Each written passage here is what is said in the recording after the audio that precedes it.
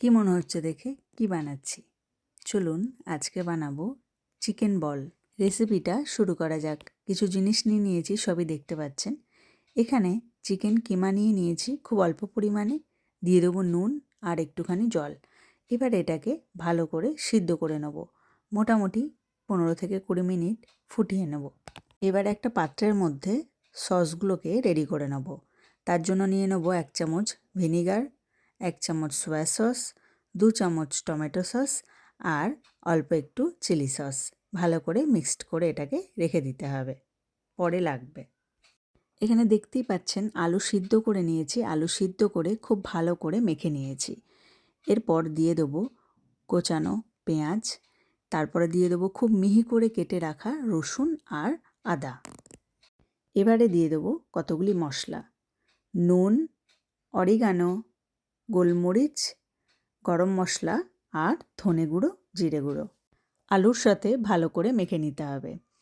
তার আগে দিয়ে দেবো সিদ্ধ করে রাখা মাংস, আর আমি জলটাকে ছেঁকে রেখে দিয়েছি। এই যে আলাদাভাবে স্টকটাকে রেখেছি, এটা পরে ব্যবহার করব।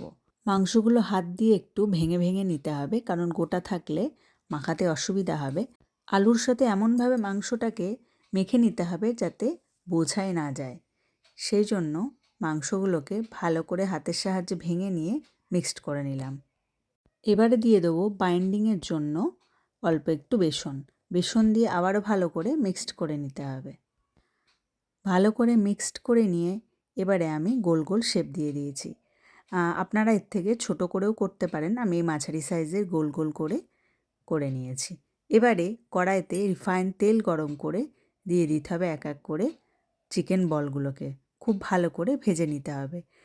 চেষ্টা করবেন তেলটা যেন ভালোভাবে গরম হয়, তারপরেই চিকেন বলগুলো দিতে, না হলে কড়াইতে দেয়া মাত্রই কিন্তু লেগে যাবে, আর তখনই কিন্তু চিকেন বলগুলো ভেঙে যাবে আর তেল টেনে নেবে।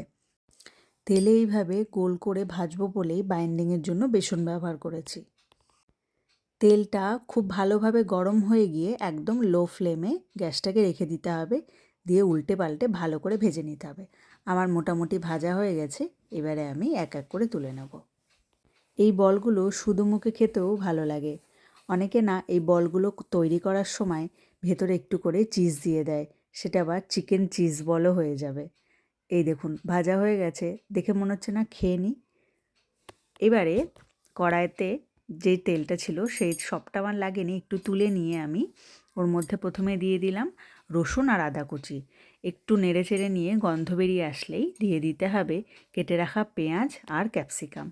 একটু নেড়ে চেড়ে নিয়ে দিয়ে দেবো লঙ্কা আর নুন। পেঁয়াজ আর ক্যাপসিকাম খুব ভালো করে ভাজার দরকার নেই, মোটামুটি একটু নাড়াচাড়া করে নিলেই হয়ে যাবে।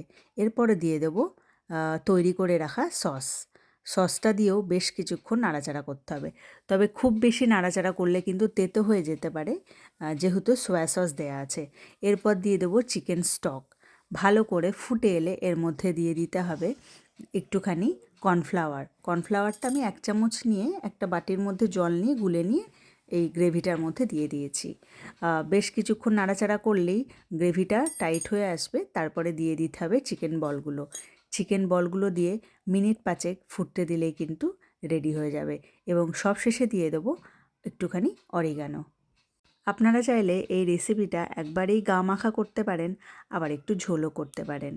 তো ভিডিওটা কেমন লাগলে অবশ্যই জানাবেন। সকলে বাড়িতে একবার ট্রাই করে দেখবেন। ভালো থাকবেন, সুস্থ থাকবেন। পরোটা, রুটি, ফ্রাইড রাইস, পোলাও সবের সাথেই কিন্তু এটা বেশ ভালো লাগবে।